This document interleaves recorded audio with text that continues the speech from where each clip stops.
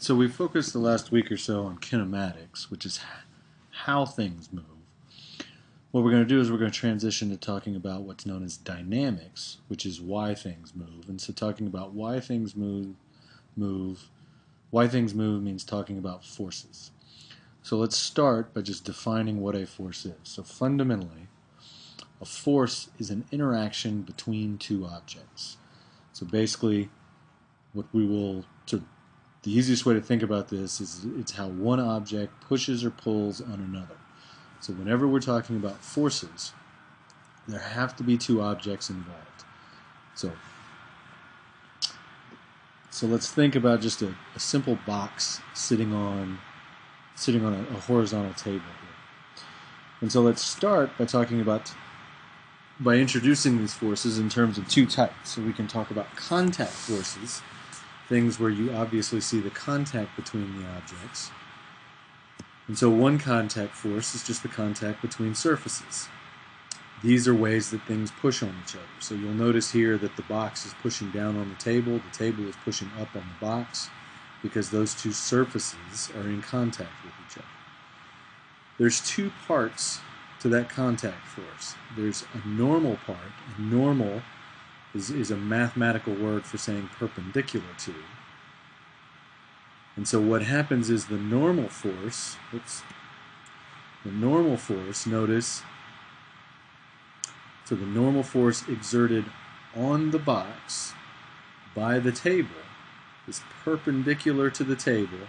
So in this case, since the table is horizontal and the table is pushing the box upwards, that normal force points up. So all the forces that we're going to draw over here are going to be forces that act on the box. And the first one that we'll draw in is the normal. Now for friction, there are two types of friction. And so typically what we're going to do for most forces is we're going to use capital F and then some little subscript notation to tell us what type of force. Friction's a little bit different in that we're going to use a lowercase f and then we'll use a subscript S or K to tell us whether we're talking about static friction or kinetic friction. So what's the difference between static friction and kinetic friction? Well, let's say I start pushing on this box. And so here's me pushing on the box, trying to push the box to the right. Well, at some point I can push on the box, and if I'm pushing weakly enough, if my push isn't very strong, the box won't actually move yet. That is static friction.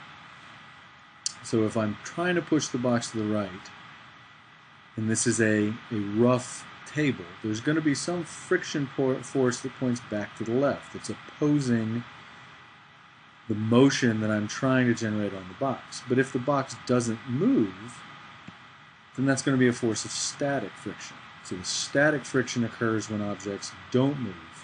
So my two objects here aren't moving relative to each other. Kinetic friction would be, well, I push the box hard enough to overcome the maximum force of static friction and get it to start moving.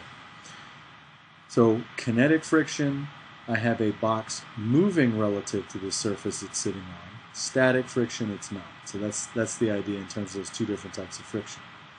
So both of these components are really just the perpendicular to the surface and parallel to the surface components for a force generated when I have two surfaces in contact. So the next one we can talk about are tension forces. And if contact forces are generally what we think of as pushes, tension forces tend to be what we think of as pulls. So let's say that I were to take a rope and attach it to the front of the box. And so now I'm going to start pulling on that rope. That's going to generate a tension force. And you notice that that tension force is directed along the rope. So usually tension forces are fairly easy to figure out their direction because they always point along the rope that you're pulling on. I might also, so let's say I happen to connect this box up to some spring. Well, if I had a spring attached to the box, then I could have an elastic force. So elastic force or spring force is a force that we'll also deal with, but it only sort of shows up when springs are involved. And then I'll also have applied forces. So applied forces are kind of this catch-all group for anything else that we haven't dealt with. So if we think about sort of the scenario here where we were talking about pushing the box to the right, that is actually an applied force. So we would label that, the person who's pushing this way, that would be labeled as an applied force. The tension force, sort of a second person pulling on the box, that's, in some sense, that's a pull version. So these are often going to be people pulling. This is going to be due to surfaces. So people pulling or pushing, these two are due to surfaces. All right, so those are the major contact forces that we're going to deal with. We'll also talk about some non-contact forces. And the big one for us this semester in 221 is going to be the gravitational force. Talking about the gravitational force is exactly the same thing as talking about the weight. Both of those are their equivalent terms. So when you talk about something's weight, what you mean is, what's its gravitational force?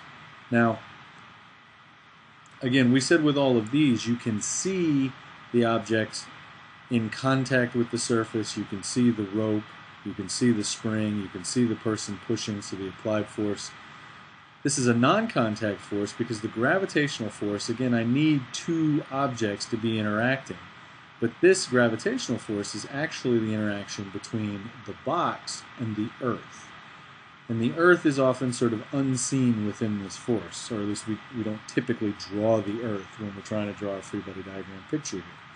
So with non-contact forces, gravitational force is the one that we're going to deal with this semester, and basically it is how the earth is trying to pull the box straight down. And so you'll notice that the gravitational force pulls downward on the box. There's two other non-contact forces. There's the electric force and the magnetic force, but those are forces that we'll save until next semester in 222. All right, so here's the set of forces. So what we're going to want to do, basically this diagram that's sort of showing how the forces act on an object, that's called a free body diagram. And so part of what we're going to want to become very good at is drawing. So we're going to start by drawing a sketch, and then we're going to draw the free body diagram, which is really the vector diagram showing us the forces acting on the problem. And so there's sort of a series of questions that are pretty helpful in terms of making sure we get the right free body diagram. So let's go through what those questions are. So the first one is going to be, does the object have mass? If the answer to that question is yes, then we know that we're going to draw on a gravitational force.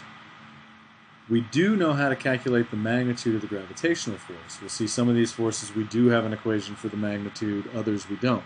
So we do know how to calculate the magnitude of gravitational force, and it's going to be m times g. So here's the mass of the object times our gravitational acceleration, 9.8 meters per second squared. We also know that the gravitational force, at least at this point in the course, is going to always point down. So we'll ask, does the object have mass? If the answer is yes, then we're going to draw a gravitational force into the free body diagram directed down, and we know how to calculate the magnitude of that force. Second question, is the object in contact with the surface? If the answer is yes, then we know that we're going to have a normal, and we know that that normal will be perpendicular to the surface. Now notice, there's not an equation for calculating the normal. We'll talk about what we do to calculate the magnitudes of forces that aren't given to us and we don't have an equation for. But for the moment, just recognize that there is no equation that we can use automatically to calculate the magnitude of the normal force. But we do know its direction. So we know we have contact with the surface, so we know we have a normal force, and then we might also have friction. So the next question that we're going to have to ask is there friction between the surface and the object? Some of the surfaces we'll deal with, we'll talk about as being frictionless. So in that case, the answer to this question would be no. But on the other hand, if the answer to this question is yes, then we know that we need to draw in a friction force. And then we've got two more questions. The first to help us figure out what type of friction force. Is the object moving relative to the surface? So again, if my object is sliding across the surface, then I know I'm going to have kinetic friction. If it's not sliding across the surface, then I know I have static friction. So I'm going to ask, once I determine I do have friction, then I need to ask, is the object moving relative to the surface to figure out what type of friction? And again, I do have an equation for the magnitude of these two, or at least in certain situations of static friction. So for kinetic friction, I can always calculate its magnitude. It's equal to mu sub k, so this is lowercase Greek mu sub k, and this is the coefficient of kinetic friction, times, we're often going to use big N to be the normal. So this big N, in this case, is representing exactly the same thing that this F sub N is. This is really just the magnitude of the normal force. For static friction is actually a variable force. And in some sense, it can be as little as 0 if I don't need static friction. And it can be up to some maximum value. That maximum value is given by this expression here, where again I've got a mu sub s, which in this case is the coefficient of static friction, and again times the normal. So one of the things we emphasized on the previous slide was that the normal force and the friction force are really just two components that you get whenever your object is in contact with the surface. This sort of emphasizes the fact that you can't talk about friction without dealing with the normal. So they're very much related to each other. So I can always use this to calculate the magnitude of kinetic friction. I might be able to use this to calculate the magnitude of static friction if the static friction force is at its maximum value. That's an important distinction. So let's say I know which type of force I have now. Now I need to figure out the direction. So then the question becomes, which way does the object move if I'm dealing with kinetic friction, or want to move if I'm dealing with static friction? So I know that the friction force is going to be parallel to the surface. Right? The normal force is perpendicular to the surface, friction force is parallel to the surface, so it's going to be along the surface one way or the other. Kinetic friction always opposes motion. Static friction basically opposes the motion that would occur if the surface was frictionless. So the easiest way to think about static friction is, if this surface was frictionless and I pushed on it the way that I am, which way would the object move? Static friction is going to oppose that motion. Kinetic friction, your object is moving, and it always opposes the motion that's happening. So again, this is kind of the way that we'll figure out the direction for either of our friction forces. So these are sort of the series of questions that gets us through dealing with gravitational force and then our contact forces. Contact due to a surface, so normal and then friction. The next question we'll ask is there a string or a rope or a chain or a cable or anything else that acts like that pulling on the object?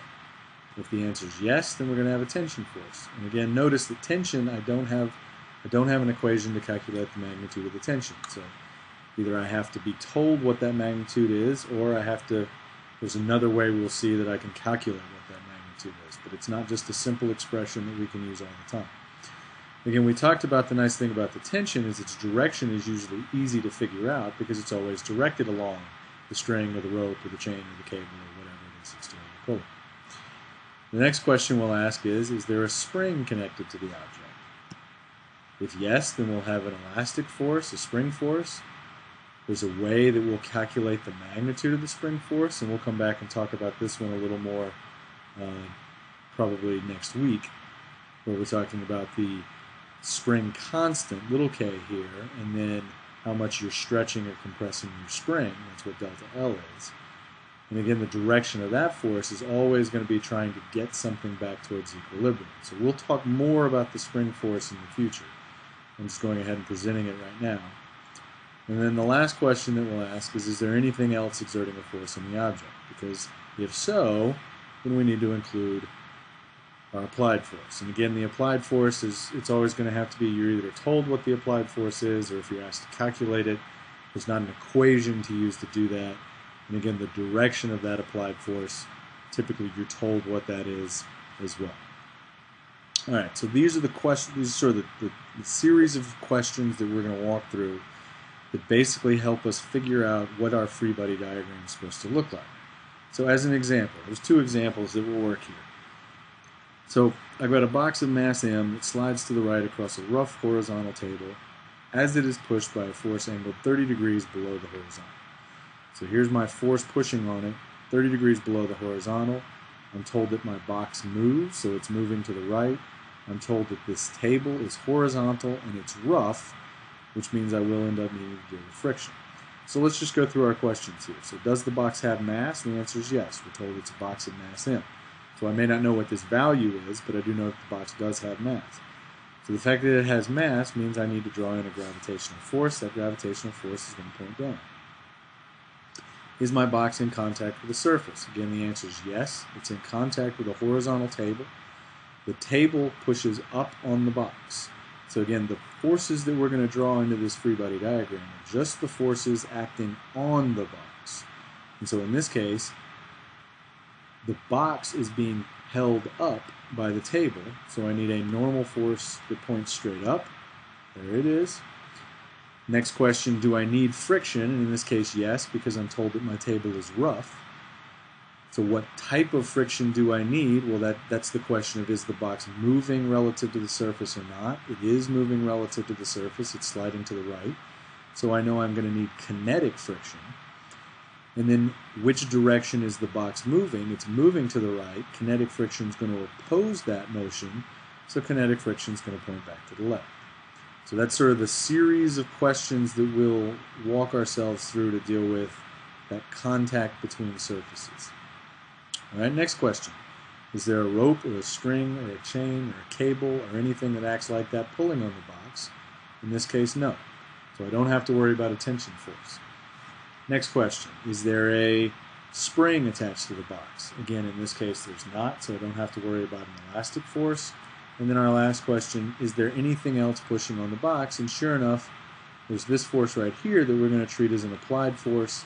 And so I'll draw in that applied force. Again, I need to make sure it's drawn in the direction that I was told it acted. So I need to draw that in at an angle 30 degrees below the horizontal. So those are the questions that walk me through to get the correct free body diagram for the box. So this is the vector diagram that we'll now use going forward to solve this problem. Okay? Let's do one more simple example here. So now you notice I got a box of mass m that's resting on a frictionless plane. So I'm told no friction this time.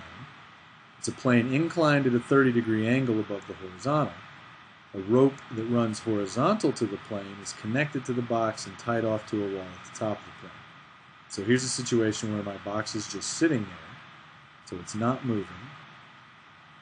And so I'll run through my questions again. So does the box have mass? Yes. So I need to draw in a gravitational force that's going to point down.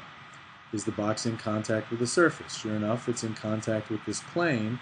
But now notice this plane isn't horizontal anymore. So when I draw in the normal, it still needs to be perpendicular to this surface.